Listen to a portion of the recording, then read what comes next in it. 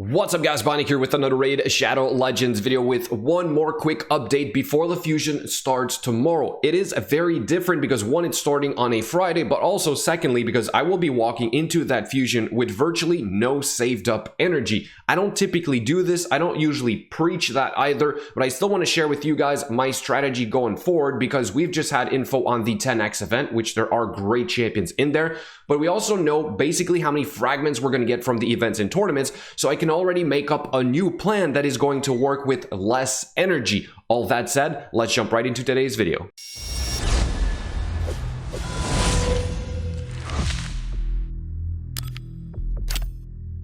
First, let's quickly go over the 10x event. There are some great champions in there. I think the theme is shields. We have Sir Nick, for example, out of Void Shards. Chances are you don't have Void Shards, so I'm not even going to go for that guy. However, in the Barbarians, we have a Valkyrie. Yes, please. This is one of my most wanted champions. We have Altan. Not too excited about that one. And then I believe in the Sacred Order again, we have Manaya. No, she's in the Banner Lords. Also not too excited about Manaya. So again, for me, it would kind of just be about Valkyrie.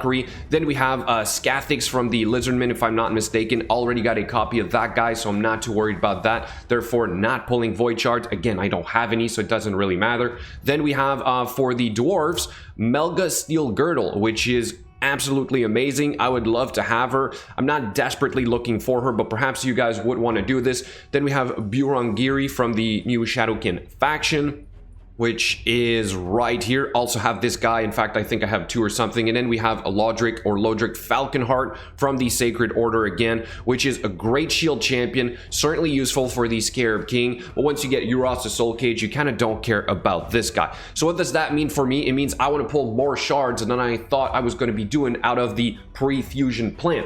Knowing this, that means I can get more fragments, right? But before we get to the plan, let me also update you guys on my sort of goal here to get an extra legendary tome, right? 2 days ago, I did a video about getting something like 3 legendary tomes for a certain amount of gems, and I'm still working on that plan. I got the one from the milestones here in the clan versus clan tournament. We got totally destroyed, by the way. As you can see right there, we got absolutely nothing. I did try to pull my own weight as much as I can, 200,000 points.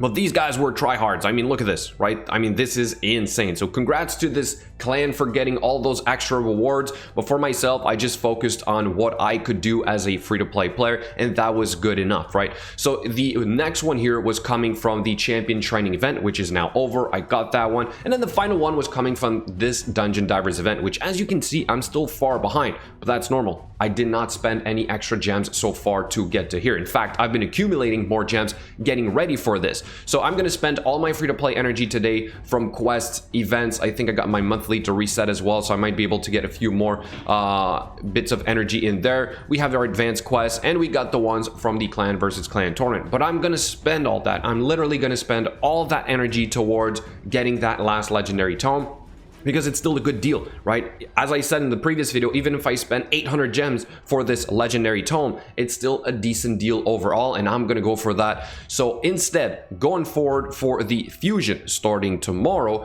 we're gonna be summoning more. And here's why. We're gonna be starting with a 10x event in a summon rush. If I understand correctly, this might still be subject to change, so don't take this literally, but I would assume so because we just had a champion chase tournament. It would kind of make sense. So a 10x event with a high value champion for me, I can do this with Sacred Shards because Sacred Shards have a better value on a summon rush. So getting to 3,500 points for the extra 15 fragments, also assuming we're gonna have those extra 15 fragments, means I can skip a lot of extra things that will cost a lot of energy, right? So by simply focusing on this here, I'm already starting with like 25 fragments right there. Then I can typically do my artifact enhancement events, no problem, because I have a lot of saved up silver, not a problem. Dungeon Divers events, I can usually do these, no problem, because I'm doing all 4 dungeons with relatively easy teams, right? So there goes 65 fragments. Then we're gonna have a champion chase tournament, I would assume, the following week with a 2x ancient shard event, and I'm gonna spend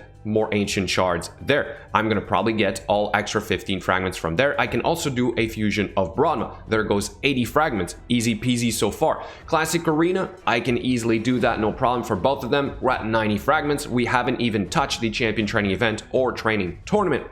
Usually the two most accessible milestones are going to be in the training event, so I can get my last remaining 10 fragments from right there. There goes 100 fragments. I barely spent any sort of like extra energy over the free-to-play stuff because I know that all 4 dungeons are doable with free-to-play energy. I know that the Dungeon Divers events are as well. So basically, I can walk in there without any saved up energy is what I'm saying. So I'm not worried about doing something right before a fusion, right? I know I usually preach the opposite to be prepped for this, but guys, I am end game. I can handle all of this without spending more. And even if I do spend gems, it's not the end of the world. I can spend 400 gems, 500 gems, 1,000 gems for a legendary. It's a great deal, right? So if you guys want to try something similar, go for it. But I guess the goal here was to kind of show that I can still handle this no problem.